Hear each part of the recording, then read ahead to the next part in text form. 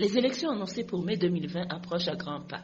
La commission électorale multiplie les rencontres avec les acteurs politiques et autres acteurs impliqués dans la préparation des élections.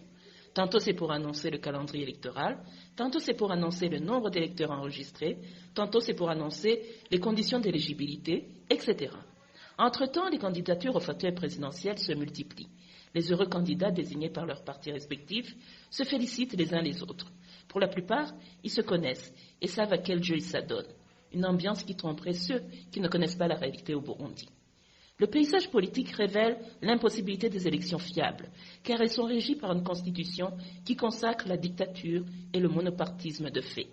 Les partis politiques de l'opposition qui osent se déployer sur terrain sont séquestrés. Le pire est même à craindre, au vu de la détermination de certaines personnes ou partis politiques de braver la peur et faire face au sein des DFDD qui fait tout pour leur barrer la route.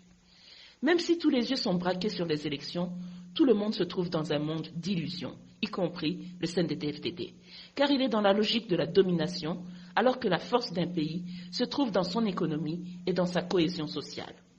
D'autres partis pourraient avoir l'illusion que la population en a assez des crimes commis par le pouvoir en place et croire qu'ils pourraient gagner les élections. Mais même si ça pouvait être le cas, les intentions du pouvoir en place sont clairement affichées. Gagner les élections à tout prix.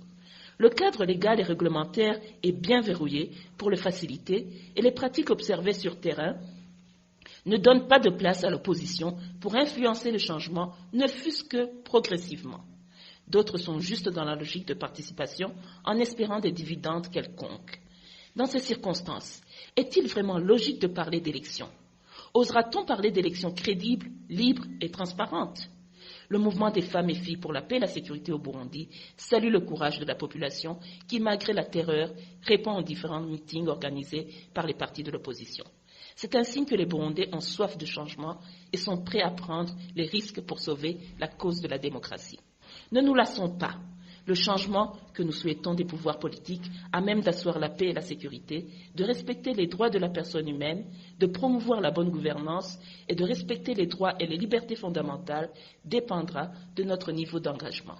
Ceci est un message du mouvement des femmes et filles pour la paix et la sécurité au Burundi.